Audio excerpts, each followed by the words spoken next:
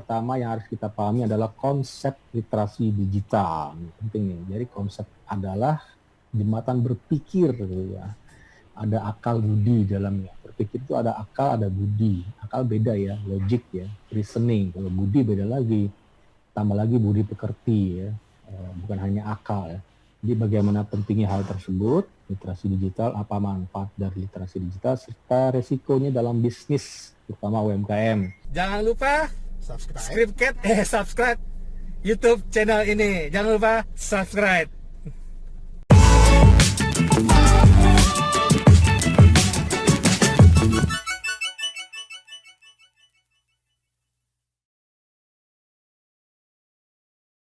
Desember itu edisi liburan ya kan buat anak-anak sekolah itu. Mungkin Sabtu depan, nggak mungkin. Sabtu depan tuh tanggal 25. Udah liburan ya. Atau interval dari tanggal 20 sampai 24 mungkin ya. Oke, nggak apa-apa deh. Sahabat, di kesempatan pagi hari ini kita masuk di program Digital Business Series bersama dengan Coach Muhammad Idham Azhari ya. Dan kali ini kita bicara tentang literasi digital untuk UMKM. Nah, literasi digital apa saja sih yang harus diketahui oleh mereka ya, khususnya mereka yang bergerak di usaha menengah kecil ini, gitu ya kan. Kemudian kira-kira manfaatnya apa saja? Apakah untuk UMKM pemula apa saja yang harus diketahui dan dikuasai untuk literasi digital ini? Kadang-kadang kan memang kita itu merasa gaptek ya kan, nggak semua kayaknya. Kebanyakan UMKM kan ini emak-emak. Pegang WA saja masih agak gimana gitu ya. Jadi kalau misalnya kita pakai platform yang medsos atau media sosial yang banyak sekali itu, kemudian marketplace yang banyak juga ya kan. Nah, ini juga harus kita pelajari. Nah, bagaimana cara mempelajarinya? Kita nanti tanya-tanya dengan Coach Idham Azhari ya. Dan sahabat, seperti biasanya program ini juga disiarkan secara serentak ya di Suara Sidoarjo, RGR Tulungagung, juga Ersal Nganjuk, dan Praja Angkasa Trenggalek. Baik, langsung saja kita sapa. Assalamualaikum, selamat pagi, Coach Idham. Waalaikumsalam warahmatullahi wabarakatuh. Pagi, Selamat Mas pagi. Ilham. Apa kabar? Baik. Baik ya. Oke, hari Sabtu ini sebenarnya acaranya itu banyak yang pergi ke mall ya sebenarnya. Biasanya kan lagi perang diskon itu ya. Iya. Desember ini biasanya Banyak tutup ya. Jakarta banyak tutup tuh. malah Toko banyak yang gitu. tutup ya. Mallnya buka, Tapi beberapa toko tutup kan. oh gitu. Iya. Iya. Iya ya. Ini 2-3 tahun sebelumnya atau mungkin 2018 mungkin ya. Kalau Desember ini waduh lagi ribet gitu ya.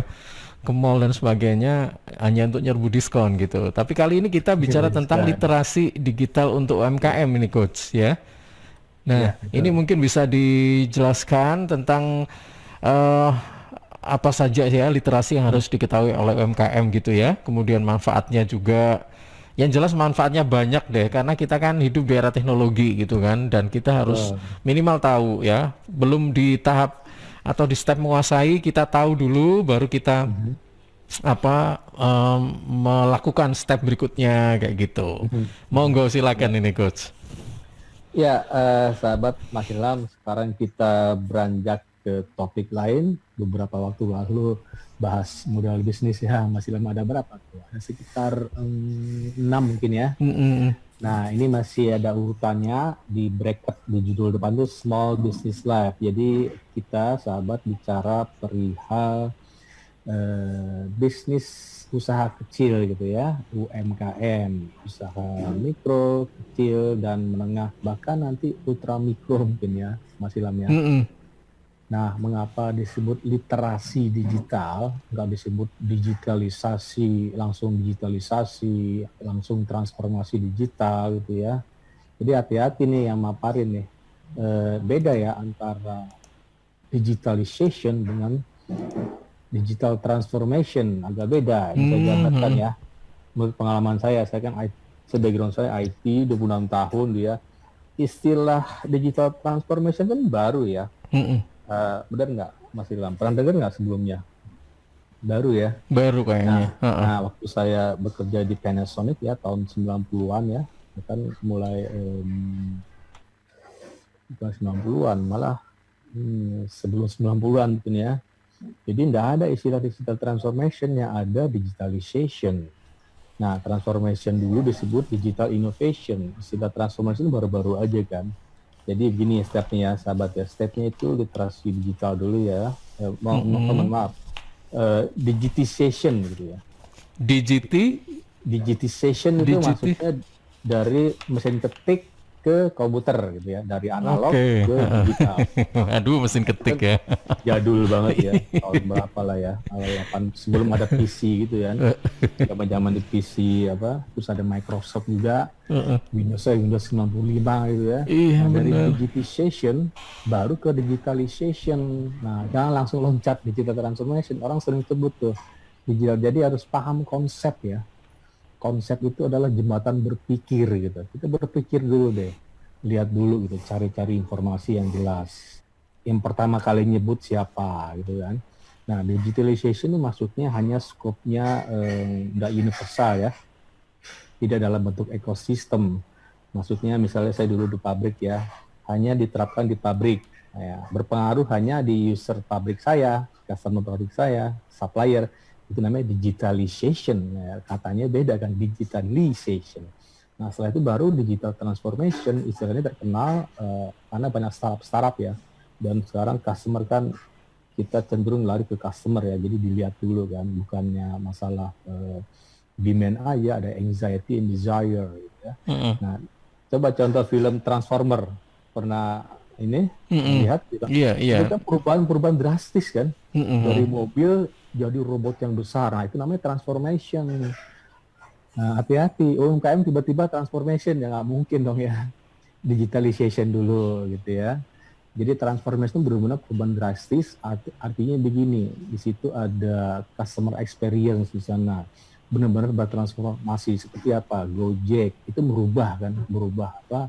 Ekosistem yang ada, ya, merubah perilaku konsumen. Nah, itu namanya transformation. Kalau saya dulu di pabrik kan nggak merubah siapa-siapa.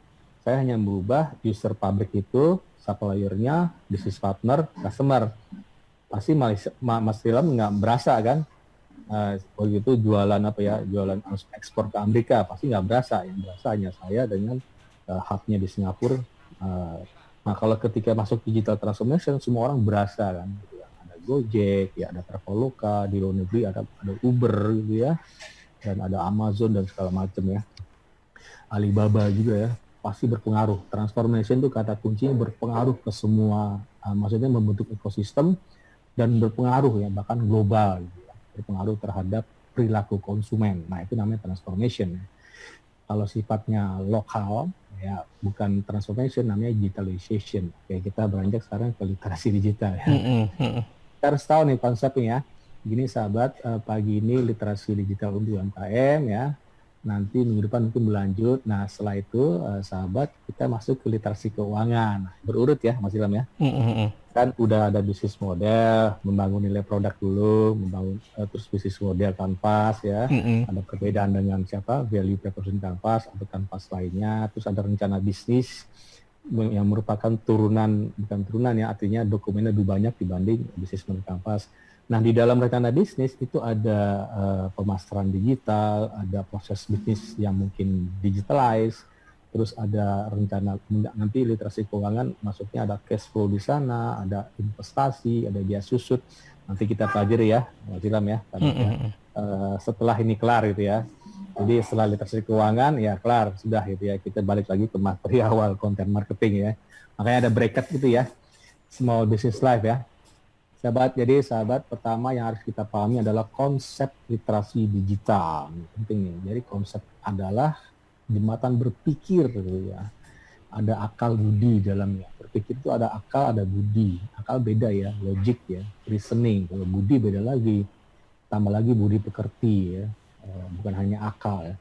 Jadi bagaimana pentingnya hal tersebut, literasi digital, apa manfaat dari literasi digital, serta resikonya dalam bisnis, terutama UMKM. Kemudian setelah itu membangun identitas bisnis digital. Nah, selanjutnya media digital dengan media sosialnya, gitu ya. Kan media digital kan website media digital, media sosial beda lagi ya, sahabat ya. Bisa dimanfaatkan nih oleh para pelaku UMKM untuk berjualan Mm-mm. dan memahami transaksi baik online maupun offline ya. Mm-mm. Jadi selain promosi digital tadi ya melalui media digital dan dengan media sosialnya, pencatatan keuangan bisnis digital juga sama pentingnya. Kan banyak aplikasi tuh dari Google Play Store, website sendiri juga ada, namun semua Mm-mm. digitalisasi. Nah, saya ngomong digitalisasi ya. Namun semua digitalisasi tadi itu UMKM terutama ini tentu saja harus kita sesuaikan dengan kebutuhan. Seperti Mas Ilham tadi kan bilang ya, Mm-mm. kebutuhan dan kondisi bisnis para pelaku UMKM yang sedang atau sudah disiapkan gitu ya. Sahabat ya. Jadi coba deh saya paparkan dulu ya literasi digital secara konsep ya dari kata, coba saya lihat di kamus KBBI ya. Mm-mm. Literasi itu apa gitu ya. Coba saya bacakan ini ya. Literasi itu apa? Literasi meaning ya. Dari kata literate ya. Bisa sahabat ya, literate. Jadi of a person, jadi cenderung orang ya, of a person able to read and write. Nah, itu kan cuma hanya mampu baca dan nulis. Mm-mm. Nggak suruh ngotak-ngatik kan, mampu loh, able, jadi ya. Jadi atau kata bendanya a literate person, jadi orang yang terliterasi gitu ya. Jadi literasi apa namanya? Coba saya lihat lagi Wikipedia ya. Jadi saya lihat Wikipedia Indonesia silahkan cari ya. Jadi literasi digital Wikipedia, cari sahabat sana. Jadi literasi digital adalah pengetahuan ya. Saya ngeliat di Wikipedia ya sahabat. Dan kecakapan gitu ya. Mm-mm. Knowledge ya sama skill untuk menggunakan media digital, alat komunikasi atau jaringan dalam menemukan, nah ya, menemukan ya, mengevaluasi, setelah menemukan evaluasi, menggunakan, terus membuat informasi, create ya, dan memanfaatkannya, gitu ya, utilize secara sehat. Nah ini ada kata kunci nih, sehat, bijak, cerdas, cermat, tepat, dan patuh hukum sesuai dengan kegunaan dalam rangka membina komunikasi dan interaksi dalam kehidupan sehari-hari. Nah, Mas Ilham pernah nggak lihat lamaran gitu vacancy, Mm-mm. misalnya dibutuhkan segera ya, urgent ya, sorry, dibutuhkan misalnya gini, jabatan untuk staf keuangan gitu ya, Mm-mm. pasti kan backgroundnya apa, accounting misalnya ya, atau ekonomi ya. Nah ada poin 1, 2, 3, 4, pasti Mas Ilham pernah lihat 4 apa? Computer literate, pernah lihat ya Mas Ilham? Ya, betul. Dalam kurung mampu mengoperasikan Microsoft Word, pernah lihat Mas Ilham? Iya, betul. Apalagi yang Microsoft temennya Apa itu? Ini loh, Excel Excel ya. ya, artinya apa? Ada kata mampu loh. Gini, jadi 3M ini tersisa. 3M itu melek dulu gitu. Jadi para pelaku melek dulu, setelah itu mampu, setelah itu mahir. Nah kita nggak masuk dalam mahir ya sahabat ya, mampu. Karena dari kata literate tadi ngomongnya able to ya. Jadi mengapa judul literasi digital ini tahapnya dari melek dulu sampai mampu gitu ya. Able to read and write. Ini dari sisi orangnya. Oke, coba saya share dulu ya. Literasi digital itu pendekatannya apa aja ya sahabat ya. Ini konsep saya sendiri sahabat. Gitu ya, dicamkan sahabat. 3M ya, melek ya, yang melek dulu pastinya. Terus tadi apa? Mampu gitu ya. Setelah itu baru mahir. Saya pikir nggak sampai mahir ya. Sepakat nggak Mas Ilham? Tergantung ya Mas Ilham ya. Mahir ya. Kalau mereka sudah skala sudah besar mungkin mahir gitu ya. Mahir. Ini kan para pelaku kan boleh dibilang tadi Mas Ilham bilang kan mak-mak gitu ya. Dan gaptek. Gaptek nih, betul. Rata-rata gitu memang. Dan bicara Mas Ilham kan. Emang benar ya, buat kebanyakan gitu ya. Mak-mak kan pelaku, mak-mak kan kadang-kadang ultra mikro. Bayangin masa ultra mikro misal di pinggir jalan bakulan itu dipaksa untuk langsung mampu, ya kan nggak mungkin kan. Coba melek dulu deh ya mak-mak itu ya. Coba saya cek di YouTube channel ya. Oke, sudah saya share. Nah itu ya. Ada 4 pendekatan ya, saya pakai bahasa Inggris ya, kalau di Indonesiain ya bisa juga sih, cuman kurang keren mungkin ya. Nah gini, pertama adalah secure your identity. Jadi identitasnya harus diamankan dulu ya. Identitas apa? Di media digital. Seperti password pakai strong password gitu ya. Ini kan tahap awal ya. Sisi keamanan. Seperti juga kalau misalnya kita bekerja, Mas Ilham bekerja itu karena suka, karena keamanan keluarga atau apa? Saya pikir keamanan keluarga dulu nomor satu. Setuju nggak? Maksudnya keamanan maksudnya apa? Bisa menghidupi keluarga kan? Aman dulu kan? Iya. Saya pikir nonsen tuh bilang, oh enggak, saya kerja enggak patuh kepada perusahaan, enggak apa segala macam. Kita kan bisa pindah kemana aja. Keamanan dulu pasti, saya yakin. Amankan dulu kan? Nah setelah amankan ya, analoginya dengan tadi orang bekerja, amankan laptopnya, amankan HP-nya, gitu ya.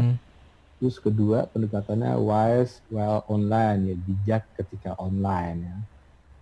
Bijak tadi kan ada kata bijak tuh di Wikipedia ya.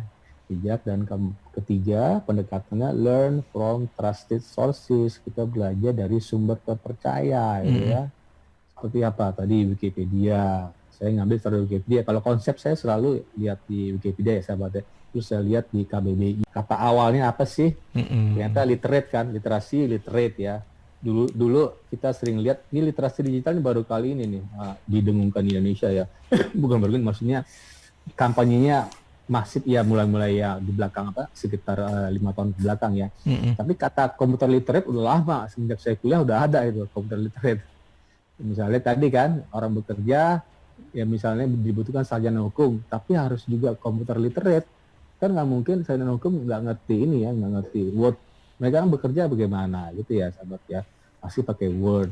Terus ngitung gimana, ngitung kecil-kecilan ya sahabat ya, Excel gitu ya, pakai Microsoft Excel. Terus presentasi bagaimana, PowerPoint. Tapi tahapnya masih dalam tadi mampu dulu gitu ya, dari sisi orangnya. Oh ya, terus keempat, think before posting. Jadi pikir dulu sebelum posting gitu ya, check and recheck gitu ya. Kalau yang kita bahas kemarin ya Mas Ilham ada PDCA ya, plan, do, check, action, itu main juga tuh PDCA, PD cycle. Kita rencana, lakukan langsung lakukan ya, actionnya plan dari plan tadi. Terus do, check gitu ya, check, action maksudnya di improve gitu ya. Kalau action pertamanya do, kalau yang action yang terakhir itu ya ada improvement karena ada check tadi kan, nomor 3. Nah sahabat, dari 4 pendekatan ini ada frameworknya ya, ada frameworknya ini dari saya. Jadi saya jangan langsung loncat ke ini ya, materi ya Mas Ilham ya, penting ya. Jadi melek dulu nih. Oke, coba saya share ini. Ini kan pendekatannya ya, yang versi ringkas seperti DMC ya. DMC itu versi ringkas dari rencana bisnis. Nah ini versi ringkas dari literasi digital. Ada 4 pendekatan. Nah frameworknya seperti ini sahabat. Framework yang bisa kita pakai gitu ya. Oke, coba saya share sebelah kiri sepertinya. Oke. Ini frameworknya. Coba saya refresh dulu di YouTube channel. Apakah sudah tampil? Coba jangan-jangan belum saya. Oh, udah. Oke. Frameworknya kemudian sudah tampil ya. Di digital literacy, apa itu? Ada 6 digital security itu ya? Iya, terlihat ya Mas Ilham? Iya, terlihat. Ya, jadi ada 6, tadi kan pendekatannya ya, versi singkatnya, biar nanti sahabat, terutama para pelaku UMKM, nggak langsung loncat ke framework, karena cukup panjang ya. Jadi tahapnya adalah tadi persis sama dengan turunannya gitu kira-kira ya, tapi ini framework to body of knowledge ya. Pengetahuannya ada di sini gitu ya. Kita harus pelajari, dicari-cari dulu ya. Tadi kan dari Wikipedia dicari-cari dulu, terus dievaluasi ya, terus itu dilaksanakan. Nah pertama pasti digital security itu gambar gembok tuh, ya. Amankan dulu dong gitu ya. Gambar gembok. Terus digital well-being, ini kenyamanan ya. Sahabat, kenyamanan apa? Ketika duduk di depan laptop berapa senti jaraknya. Terus kita bekerja sejam berhenti, jangan terus-terusan gitu ya. Ada kasus gamer ya, meninggal kan gara-gara seharian gaming ya. Pernah dengar nggak Mas Ilham? Sampai meninggal ya? Iya, sampai nggak mandi-mandi karena saking asiknya ya. Itu di Korea kalau nggak salah ya. Saking asiknya ya main laptop ya. udah edik gitu ya, jangan sampai edik, jadi menghindari edik ya, makanya ada digital well-being. Terus digital skill, tadi kan setelah dicari-cari kita harus punya skill ya, minimal dalam tahap mampu gitu ya. Terus setelah skill, nah kita mau belajar di mana nih, pakai digital learning ya, kita bisa banyak sekali sekarang, bahkan banyak ya yang gratisan dari Zoom ya, pasti lama banyak banget, Kementerian A, Kementerian B, Pemda A, Pemda B, organisasi A, organisasi B, banyak sekali yang free ya, hanya sejam gitu ya. Kita cukup sekarang informasi berlimpah. Jadi thanks to COVID-19 ya. Terima kasih kepada COVID-19 enggak ya gitu ya. Maksudnya terima kasih dari sisi baik ya. Ketika ada jeda COVID-19, muncullah media-media daring ya, terutama digital learning yang gratisan. Orang berlomba-lomba kan untuk kasih informasi sebanyak-banyaknya ke orang lain yang butuh gitu ya. Nah, kita nggak hanya learning, digital rights ya. Hak-hak kita ada dong, hak-hak digital, seperti menyuarakan di kampanye gitu ya, digital melalui Twitter kah, YouTube kah ya. Terus nah terakhir baru nih bermain digital ekonomi. Nah, oke. Saya jelaskan ya, sahabat ya. Penting ya, jadi saya nggak langsung ngeliat dulu, nanti materi silabusnya, kok saya ngomong silabus, untuk literasi digital itu nanti saya paparkan setelah saya menjelaskan apa framework tadi 6 ya. Saya ringkas saja sahabat. Jadi sebelum masuk ke framework ya, nah konsep mesti tahu lagi nih sahabat nih konsepnya. Jadi begini sahabat ya, kita para pelaku UMKM harus siap pastinya, harus siap terutama dengan teknologi ya. Literasi digital sangat berperan nih ketika teknologi begitu masif, begitu cepat ya. Jadi kita saat ini sangat tergantung teknologi. Sepakat ya Mas Ilham ya. Coba tes, saya mau tes Malian. Tinggalin HP coba. Kira-kira nggak bisa. Nggak bisa. Mending dompet yang tertinggal sekarang loh ya. Ada lagi yang lebih ini, mending istri tertinggal di mall ya. Bisa pulang sendiri. Oke, jadi kita sangat tergantung ya, seperti Mas Ilham tadi kan, tinggalin tuh HP-nya. Iya benar, tergantung dengan teknologi sekarang ini ya. Terus teknologi adalah sebuah keniscayaan sahabat ya, mau nggak mau kita harus pakai gitu ya, karena pernah saya jabarkan ya, ada survei dari Hotsuite gitu ya, kita itu peringkat 5 loh, kira-kira 8 jam ya, 8 jam itu rata-rata ya, sehari kita gunakan, bayangin. Kita nomor 5 sedunia. Itu data 2018, sekarang mungkin lebih naik ya.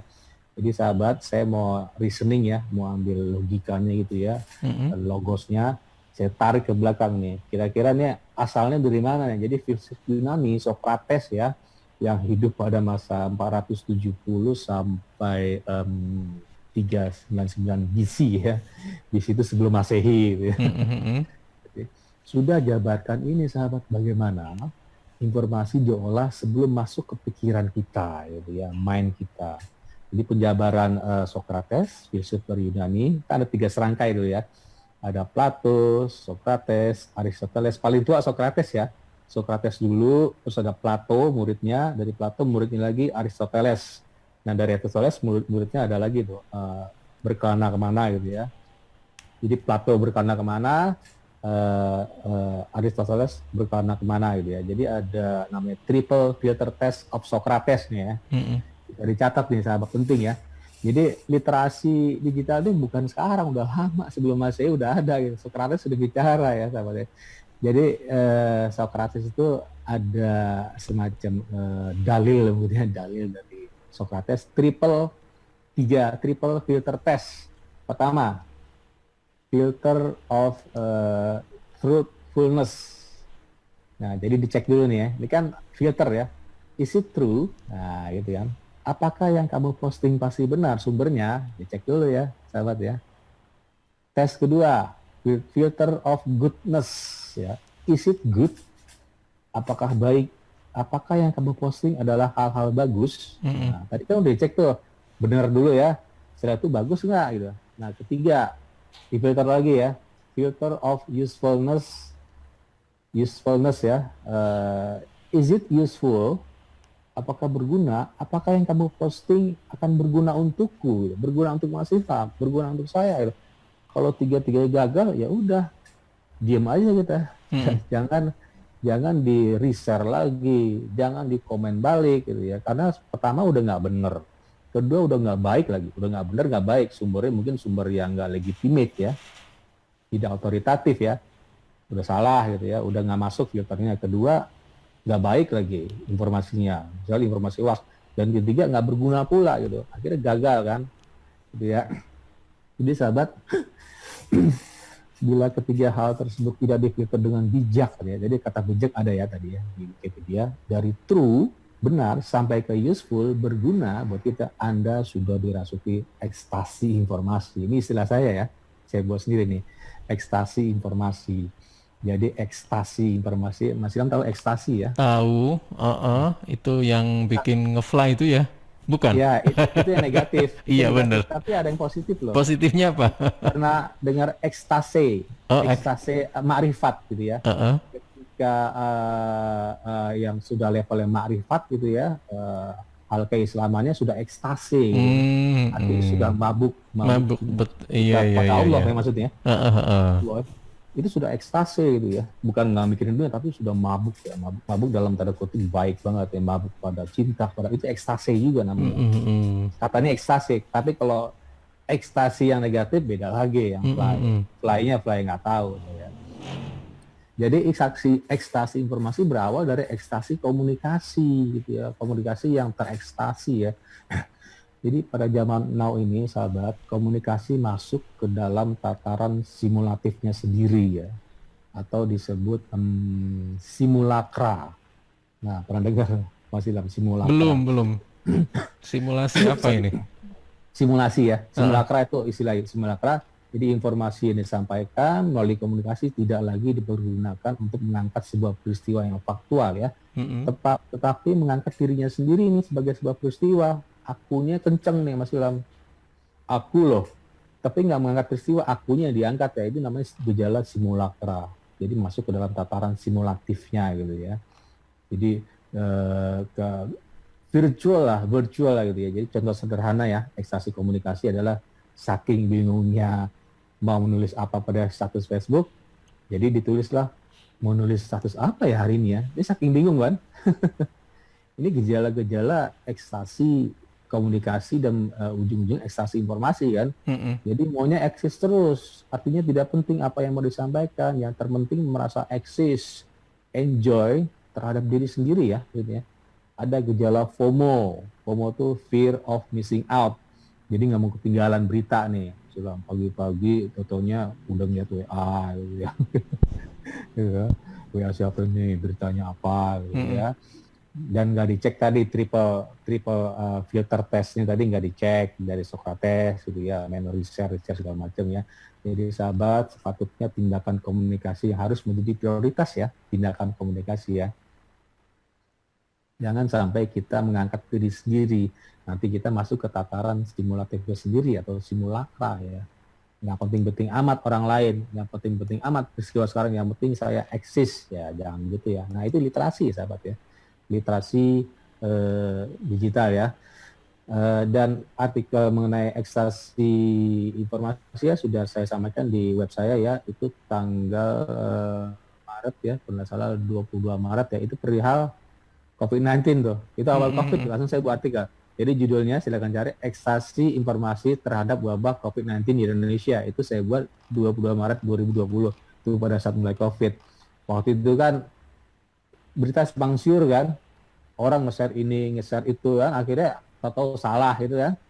Nah itu namanya ekstasi informasi, karena tadi nggak dicek tuh triple filter test of Socrates. Saya lebih baik diam Mas Ilham ya, diam gitu. Saya tarik ke belakang informasi COVID dari mana gitu, apakah benar, apakah baik buat saya, apakah berguna buat saya gitu ya sahabat ya. Jadi sahabat ya, coba saya jabarkan dari 6 tadi ya, 6 tampil yang di layar itu, di layar baik Zoom dan di YouTube channel ada digital security ya. Pertama keamanan dulu penting ya, digital well-being, digital skills, learning, rights, dan digital ekonomi gitu ya. Sebelum saya jabarkan, ini kan buat UMKM ya, ini masih basic ya, baseline-nya ini, jadi paham dulu ya. Coba saya share sebentar ya, nanti materinya seperti apa, nanti saya balik lagi ke sini ya Mas Ilham ya. Baik. Oke, coba share sebentar. Kira-kira materinya apa aja untuk hari ini ya. Mudah-mudahan sempat. Nanti kita lanjut lagi ya, sambung lagi. Karena panjang sekali materi ini, Mas. Mm, mm, mm. Ini menarik nih materinya nih. Oke, coba. Oke, ini saya share. Mudah-mudahan nanti setelah. Nah, oke. Ini ya, sahabat ya, materi yang akan kita sampaikan ya, Mas Ilham ya. Coba saya cek lagi YouTube channelnya, saya selalu lihat, saya suka yang ngelek-ngelek nih. Oke. Ini kan dari sisi keamanan ya, sahabat ya. Heeh. Jadi begini sahabat, kalau di dunia IT itu terkenal banget tuh, keamanan itu bertolak belakang dengan kecepatan. Nah, sepakat sama Mas Ilham. Saya kasih contoh nih. Contoh gini, Mas Ilham, di rumah Mas Ilham di depan digembok gitu ya. Pintu depan, terusnya di pintu ruang tamu udah digembok, dipalang pula gitu, terus kamar semua dikunci. Kira-kira nyampe rumah lambat nggak lo? Buka gembok di depan, itu rantai 2 lagi. Iya Terus dong. pintu Kecuali ruang Deddy tamu. Corbuzier ya. Deddy Corbuzier Artinya tinggal apa? klik. Iya ya. Keamanan itu kan bertolak belakang kecepatan. Heeh. Kalau mau cepat boleh, buka aja semua pintu. Tapi Mm-mm. maling masuk gitu kan. Tapi WA kita jebol karena nggak ada two factor authentication ya, nggak pakai PIN gitu. Kan sering tuh WA jebol kan, karena PIN-nya nggak di set yang 6 PIN ya, dan password kita dicolong gitu ya. Akhirnya email kita jebol karena pakai password nggak strong password, pakai password 1, 2, 3, 4, 5, 6 itu di database hacker ada cepat sekali, dalam waktu 1/second detik dapat itu 1, 2, 3, 4, 5, 6. Atau Mas Ilham username-nya Ilham, password Ilham juga, kena juga, udah tahu, oh dia hacker ngecek loh Mas Ilham ya. Cek, oh username Ilham ya, coba tes ya, password Ilham juga tuh, kena langsung dalam waktu 1/1000 detik gitu ya, langsung keambil gitu ya. Jadi hati-hati ya, password mesti nanti saya jelaskan di belakang. Nah ini materi ya sahabat ya. Sorry. Satu, agak panjang nih, saya nggak tahu nih berapa bagian nanti ya. Konsep literasi digital, tapi ini penting sahabat ya, ini buat pelaku UMKM ya sahabat ya. Makanya saya sebut untuk UMKM ya, bukan untuk korporasi besar ya, beda ya. Kalau korporasi besar kita terangkan nanti ya, yang ada bracket masih sudah kita potong kan, ada omnichannel marketing gitu ya, ada apa lagi sebelum omnichannel ada kan. Pertama konsep sudah saya jelaskan tadi sebagian. Kedua nanti kita bahas ya Mas Ilham ya. Setelah Strategi jeda iklan ya, nanti nomor 2 sampai nomor 8 ya. ya. Oke. Terus nomor 3 penerapannya digitalisasi UMKM. Keempat membangun identitas ya, seperti branding, logo ya. Kelima, nah ini penjualan melalui marketplace, Tokopedia. Sekarang kan marak ya, para pelaku langsung nyemplung ya, Mas Ilham ke Tokopedia, Shopee atau bukan apa. Terus 6, nah menarik nih, mengenal transaksi cashless. Contohnya apa? Barcoding, pakai QRIS, KRIS gitu ya, di lokasi fisik tokonya, orang tinggal scan, kan banyak tuh sekarang tuh. Bahkan tukang bakso pun bisa gitu juga loh. Saya lihat pinggir jalan kan, bisa Shopee Food, bisa Grab Food, bisa GoFood ya. Terus nomor 7, pencatatan keuangan digital. Jadi coba deh gunakan daripada pakai kertas atau buku catat laporan masuk keuangan debit kredit gitu ya, cash flow-nya lebih baik pakai laptop atau HP langsung ya. 8, pendekatan keberlangsungan bisnis digital ya, ketika terjadi COVID-19 pandemic atau insiden lainnya, kira-kira apa nih yang dilakukan para pelaku ya. Ada 8 ya Mas Ilham ya. Ada 8 set konsep penting ya, itu adalah jembatan berpikir dari para pelaku UMKM. Jangan sampai langsung misalnya begini, langsung penjualan melalui marketplace, sekarang banyak ya Mas Ilham, langsung terjun Tokopedia. Efeknya apa? Mereka pertama meloncat strategi, udah strategi nggak dipakai langsung jualan, akhirnya gitu-gitu aja penjualan kan. Jadi strategi penting ya. Terus penerapannya seperti apa? Terus bangun dulu identitas dong, logo ya, brand, foto yang menarik gitu ya.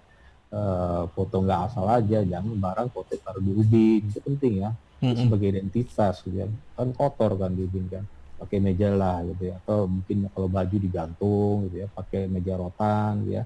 Terus pencahayaan yang bagus, nggak asal foto ya, pakai gunakan HP aja lah, nggak usah kamera profesional, karena kan kita bicara UMKM ya, Mas Ilham ya. Jadi saya nggak nganjurin beli kamera profesional yang cukup mahal, tapi cukup gunakan HP yang jadul bisa kok, asalkan kita tahu tekniknya, kita strateginya tahu ya sahabat ya. Ada 8 ya. Oke, baik. Iya, Coach Idam, nanti kita lanjutkan lagi ya, tentang literasi digital untuk UMKM ya. Ada beberapa hal yang tadi sudah disampaikan oleh Coach Idam tentang 4 pendekatan literasi digital, kemudian ada beberapa hal Framework ya. frameworknya ada 6 ya. Tadi ada security, ada skills, ada learning, ada rights ya, ada ekonomi, ada apa sih? Ya. Dan masih banyak Ekonomi yang lagi. terakhir. Gitu ya kan. Nah, nanti kita akan bicara tentang beberapa hal yang juga nanti akan memperkuat wawasan kita terkait dengan literasi digital ya untuk UMKM. Jadi sahabat, tetap bersama kami ya. Kami segera kembali setelah beberapa spot berikut ini tentang literasi digital untuk UMKM. Nah, baik, Coach Idam. Ya. Iya, Coach Idam, ini waktu tersisa kurang lebih 12 menit ya.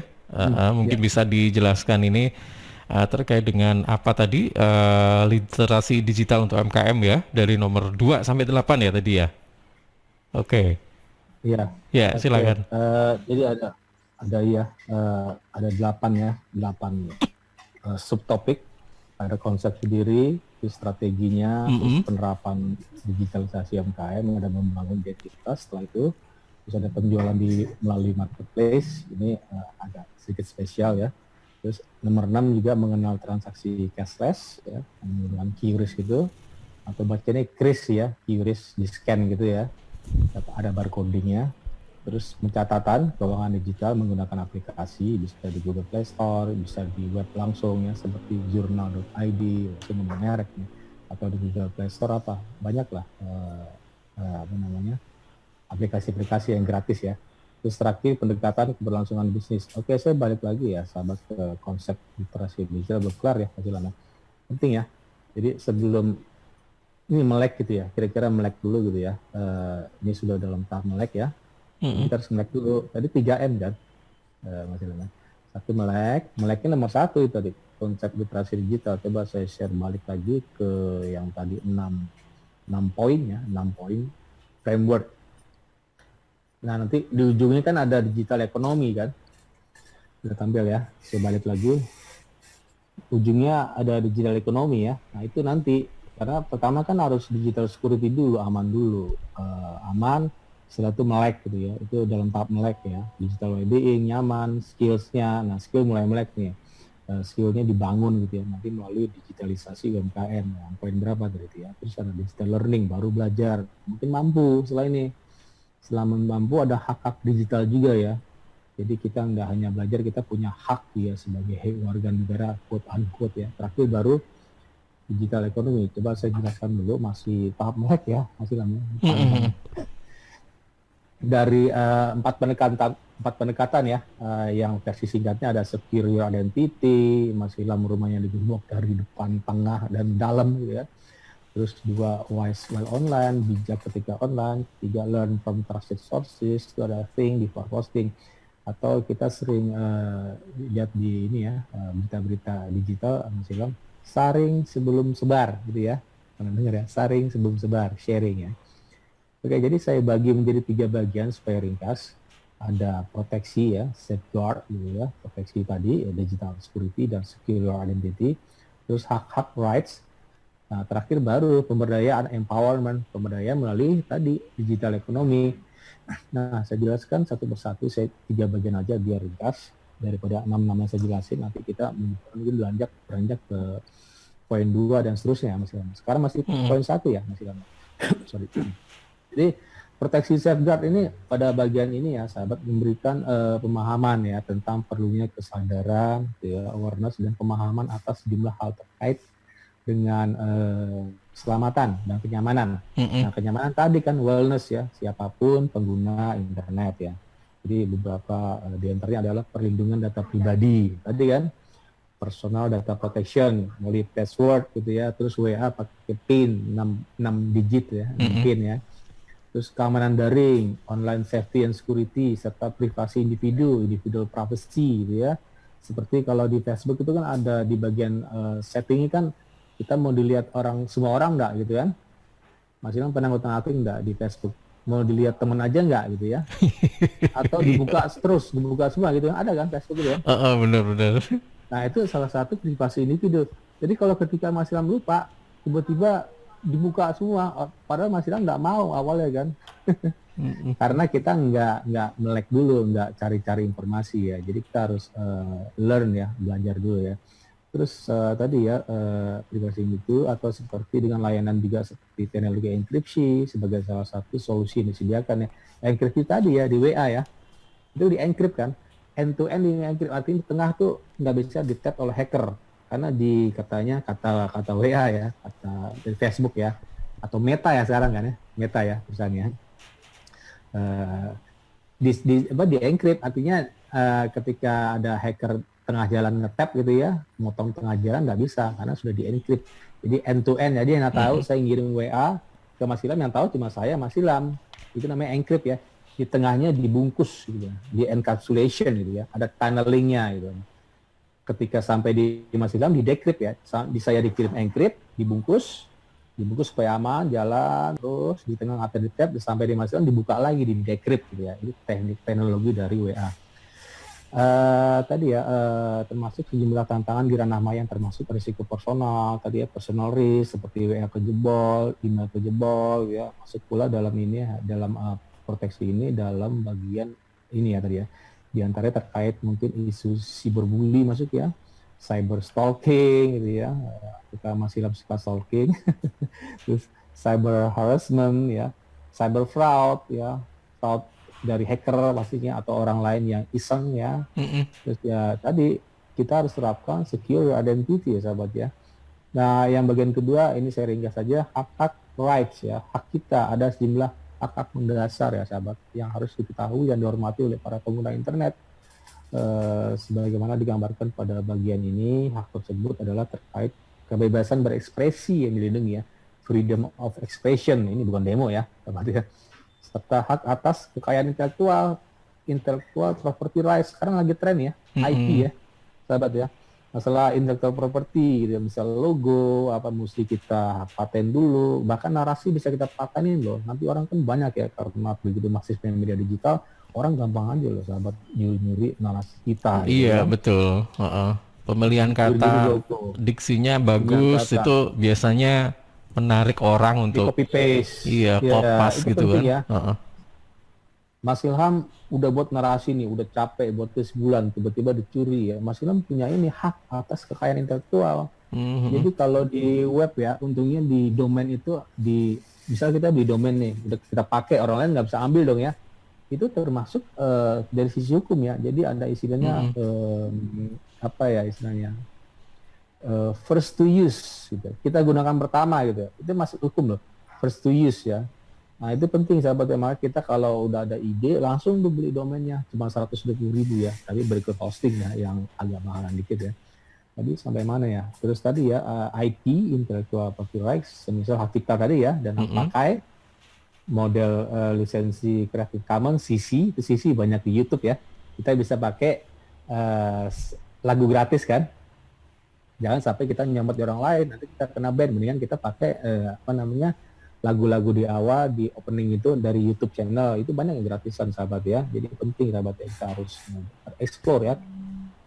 Kemudian tentu saja hak untuk berkumpul dan berserikat ya, assembly association, tentunya di digital termasuk di ranah maya ya.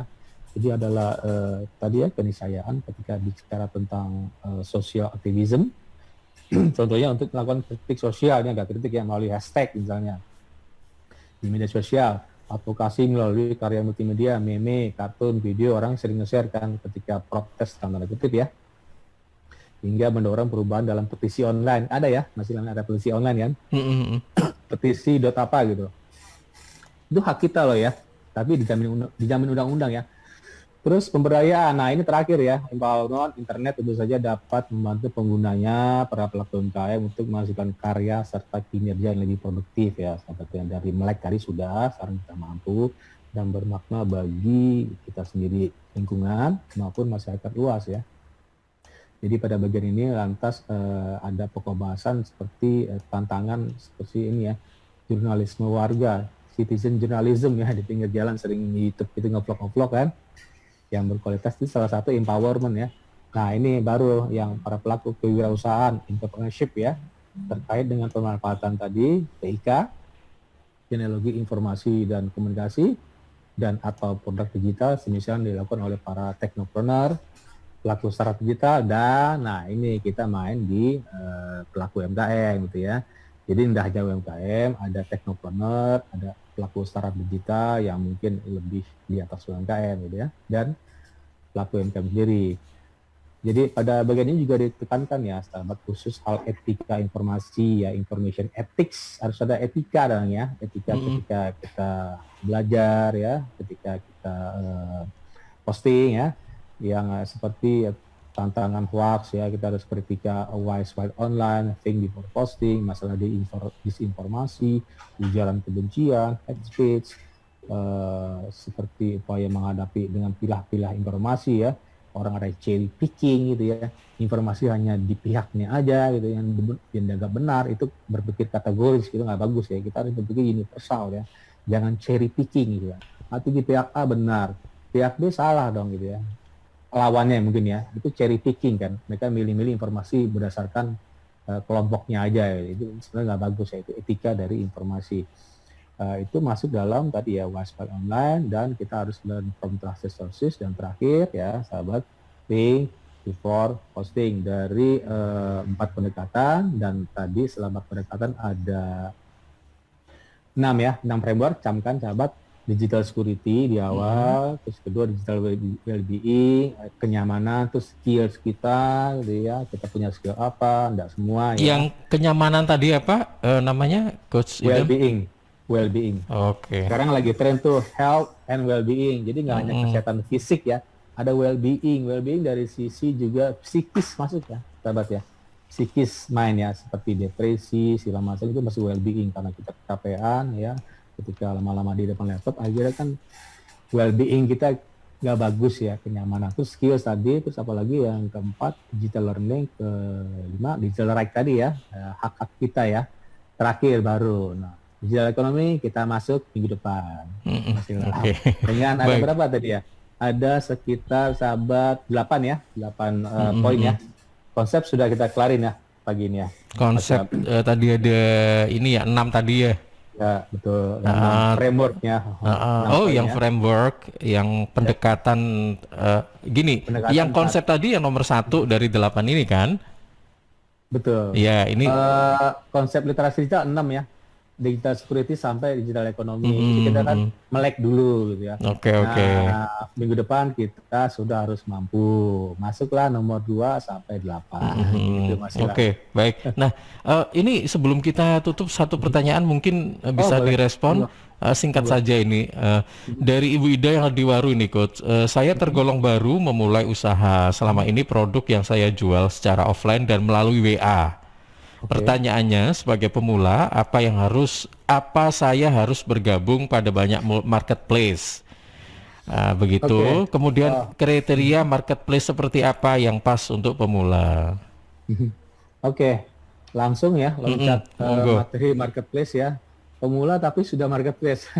Nah itu ya, Mas Ilham tadi saya sebutkan. Rata-rata pelaku UMKM karena nggak tahu, karena marketplace itu jor-joran iklannya, langsung nyemplung ke marketplace, akhirnya strategi dilewatin kan. Nah, ini makanya ditanya, apakah saya harus bergabung pada marketplace? Jadi belum bergabung. Belum. Terus kriteria marketplace yang banyak itu, yang pas untuk UMKM pemula itu yang bagaimana gitu kan? Banyak ini, Coach, marketplace ya. Ya, banyak ya, ada Tokopedia, ada Bukalapak, ada Shopee. Pilih salah satu ya. Pilih salah satu, jangan ketiganya. Kalau tiga-tiganya apakah mampu, ada effortnya itu, apakah ada waktu. Masalah kriteria tergantung ya. Nanti dilihat aja mana paling banyak promosi. Saya sih cenderung, bukan saya promosi. Saya cenderung saya pakai Tokopedia sih dari dulu. Karena apa? Tokopedia sekarang kan udah diakuisisi Gojek. Semakin mudah dong, gitu ya. Kalau Bukalapak saya nggak tahu dengan siapa. Kalau Shopee ada Shopee Pay, tapi saya cenderung pakai Tokopedia ya, karena ada GoPay di sana, semakin mudah gitu ya pembayarannya. Kan bisa dikonekin tuh, kita punya aplikasi Gojek, dikonekin ke Tokopedia, pembayaran bisa langsung tuh, sahabat ya, cepat sekali, mudah gitu ya. Dan Tokopedia emang masuk dalam 5 besar ya dibanding Shopee dan Bukalapak. Saya nggak promosi ya, cuma saya pakai itu gitu aja. Oke. Tapi memang untuk UMKM pemula itu nggak ada salahnya mencoba ke marketplace gitu ya? Nggak salahnya karena mudah ya. Oh, Mudah banget daftarnya, gampang kok, step-stepnya jelas banget. Tapi jangan lupa ya, sisi keamanan passwordnya harus strong password, jangan 12345, tapi ya campur-campur, ada hash, ada special karakter, ada titik, ya asal gampang diingat ya, jangan sampai lupa juga. Kalau udah lupa nanti nggak nyaman kan, digital well-being nggak nyaman ya. Oke. Gitu kan. Baik, Coach Idam terima kasih ya. Oke, makasih Mas Indra. Terima kasih, selamat pagi dan assalamualaikum warahmatullahi wabarakatuh. Waalaikumsalam warahmatullahi wabarakatuh. Iya, sahabat, kita sudah lewati 1 jam lebih ya ngobrol bersama dengan Coach Muhammad Idam Azhari di program pagi hari ini Digital Business Series. Kita bicara tentang literasi digital untuk UMKM di edisi ke-138. Nah, untuk Sabtu depan insya Allah di edisi yang ke-139 kita masih akan melanjutkan ya tentang apa yang disampaikan oleh Coach Idam tentang LD atau literasi digital untuk UMKM ini, karena ada beberapa hal yang memang masih belum selesai tadi ya. Baik, terima kasih kami sampaikan pada sahabat-sahabat yang menayangkan program ini secara serentak ya, sahabat-sahabat di RGR Tulungagung, kemudian Praja Angkasa Trenggalek dan juga Ersal Nganjuk. Saya Ilham Dianta pamit, terima kasih, semoga bermanfaat dan sampai jumpa.